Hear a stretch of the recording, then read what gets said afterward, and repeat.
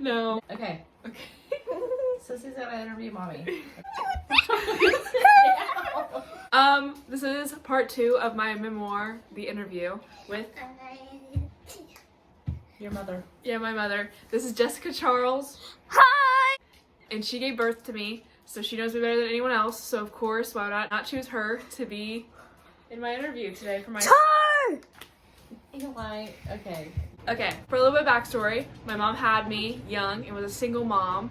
So she, like, this whole thing is about pivotal moments in my life. She is the pivotal moment in my life. Like, if it wasn't for her, I obviously would not be here, but I also would not be inspired to go on with my life. So that's why she is the one being interviewed. Okay, so just to give an intro to you, is there anything you want to say real quick? Just about me, Yeah, if you want to, just introduce yourself and whatever. Jessica Charles, Emily's mom. Okay, what's your favorite color? Green. What's your favorite food? Tacos. And that- Burgers. Oh, and that's my mom. And this is my brother Eli. Charge! Please. Okay, first question. What was the first year of motherhood like for you? Well, with me being a teen mom, it was stressful, but it was fun. And that is when I met your dad. Actually, no. I didn't meet him. We went to school together. And then we decided that we was going to raise you together. What are the biggest similarities you see between me and you? How much of a perfectionist you are. Your sense of humor, your sarcasm, your drive to want to succeed. I think that with how I've raised you and how you've been raised with all the people in your life, you've learned how to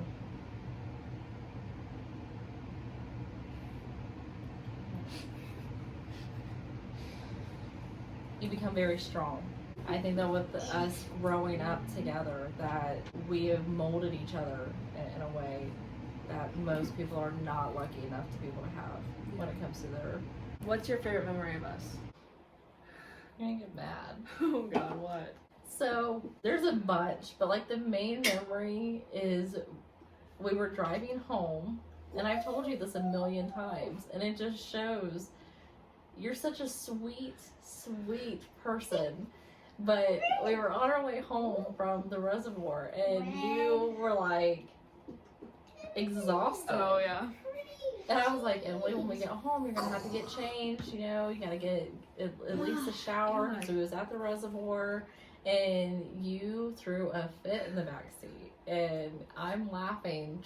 I'm trying to get my video up, and you were like, I don't even want to go in.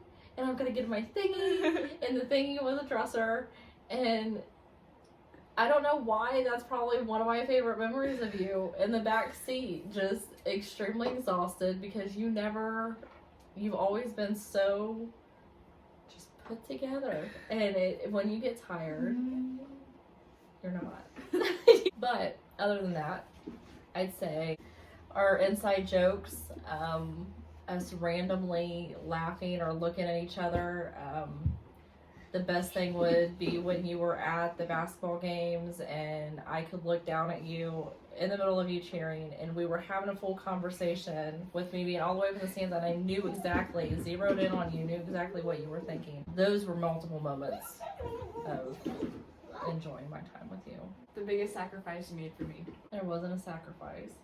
I never sacrificed anything. I went back to school. I've done what I've wanted to do. I would not be anywhere without having you. Dead serious. There's been no sacrifice. I would never. I've told you that, Emily. You were not a mistake. You were a plan that came early. Like, I knew that I wanted kids, but you just came, like, you were like, okay, I'm just gonna just be here now. And great and wonderful, and I would not trade any amount of any of it, and there has not been no sacrifice whatsoever with you. Something we had to work through together.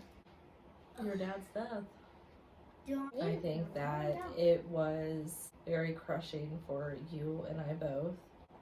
And a lot of people wouldn't understand what we went through with that, as far as with him not being your biological dad, but stayed even when we said that we were done. I don't think anyone would have guessed that he wasn't my No. real dad. You were about to turn 3, I think, and he said, just because we're done, do you mind if I just stay in Emily's life? And I said sure, and I didn't think that it was actually going to last as long as it did. And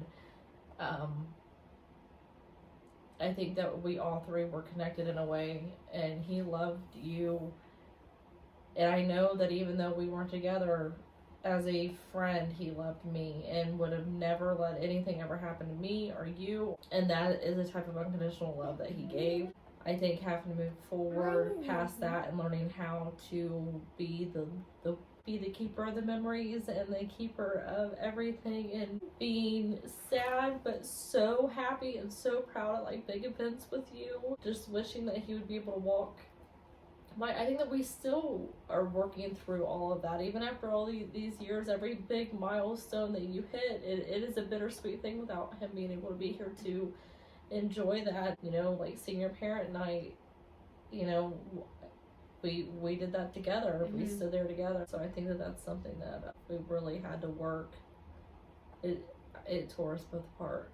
Taught me, like, TJ alone just made me move forward with my life, knowing that unconditional love does exist. I'm not gonna go forward in my life ever thinking, okay, well, someone won't love me or someone can't love me, because he did show me that even though he wasn't my blood, he could unconditionally love you. He was your best friend all throughout that time. You can always find that. Like, people don't do that. People sometimes just don't do that, and that taught me that people can do that. Like, that is a thing. I can move forward with my life not thinking, oh, well, I'm not worth loving, or I'm not this or not that, because he taught both of us that, I think. Is there anything you change about raising? I hate to say that it would be a change, because you are who you are. For all the mistakes that I have made and not knowing what I was doing and being so young and just very uneducated on how to be a mother and to love the way that you deserve to be loved. And I think that's a big thing with parents and their kids, is generational things continue on. The way that I was raised was very, very harsh and it's a matter of fact, and it's my way and it's nobody else's way. It took me a long time, and it took you telling me that if we didn't get help, I mean, we worked very hard to have the relationship that we got because of that. I think that maybe going back and being softer, not being so worried about small things and taking it the little things, and just slow down a lot so that I could really enjoy every bit of little moments with you, instead of just being so fast at everything and having to go all the time. Now you're gonna be graduating. It went by so fast that I just wish that I could have been softer, like I said, softer and slow down. What did I do growing up that frustrated you the most? I think I already know the answer. Oh, you're smart as can be. Okay, there's 2 things. I'll give you 2 things. Yeah. Messy room, because I was so insane about having to have everything a certain way. I'm still kind of like that, but not nearly as bad. 2, if I told you to do something, I would say, and I remember this so vividly with something that I asked you to grab, and I said, Emily, it's in the kitchen, on the cart, 2nd shelf down, yellow folder. You came back out like, I don't know where it's at. 2nd shelf in the kitchen. I have to give all these details. It didn't matter if it was sitting right there in front of your face. You did not see it. I know that it scared you to death, because you're like, oh my god, my mom's gonna be so mad at me for not getting this. Why you wasn't capable of finding something? You were too worried about me getting mad. Well, because I would get mad. Well, half the time we'd be rushing too. I'm like, why don't you just, like, why are you asking me? You know I'm not gonna be able to do it. Okay, recently, as an older person that you are, not being able to lock the door. You finally got it. But it took you how long to be able to get getting inside the yes, yeah. you unlock and lock the door. I'm sitting there like, come on. And you turn around, you're like, get it. In my defense, that door lock sucks. When did you realize that you were no longer a kid? So I had you the summer before senior year. So I spent all that summer, raising you, taking care of you, headed back to school. And we had to write some sort of thing about our life in a reading class, and I forget the teacher's name. I think you had her. And everybody else was talking about shopping and doing everything else, and here I was like, none of that interested me. Yeah. None of that interested. You, as a baby, you had acid reflux really bad, so you were choking all the time, and milk and all this. It was just all bad. And you slept on my chest, so I was going to school after you being on my chest because I was afraid that I was going to lose you. So what everybody else was so worried about then, at that time I was not. And keeping you alive and trying to figure out how to keep you alive at 17. Is that crazy that I'm 17 now? Well, I'm about to be 18, and it is very weird. Yeah, I was 17 when me and your dad moved in with each other because I wanted to raise you, and I knew that the only way that I'd be able to do that fully on my own is if I got out. when was a she's growing up moment? You and Haley were sitting out on the deck over at Silver Lake when we lived there. You both were talking a mile a minute, and it was about just everything, school and who Haley liked at that time. I forget who the one boys that was big as far as like the celebrities at that time. Anyways, you both were talking about that. I think that was the moment for me. Did things change the way you wanted to raise me when Eli was born? Like, did anything, like a different perspective on things, or? I think that with Eli having autism, and during that time of our life when it was very rough with everything that was going on, I didn't have time to think about that till I would say once we moved here and our lives settled down, like kind of healing from your dad. That's when I realized that having more patience and being more calm about things, that's when that kind of circled in. Trying to soak in things and remember things, because I didn't get the chance to be able to even really do that with him at first. Yeah. Because of, taking care of Nana and so Sean, much was and going just on. there was so much going on at that time. I think that's what changed when I finally was able to slow my brain down a little bit. Biggest piece of advice you could give me? Be happy. Don't take people for granted. We discussed that before. Take time to just appreciate everything and the little things that people do. Don't settle for anything in life. Nothing. Whether that's relationships,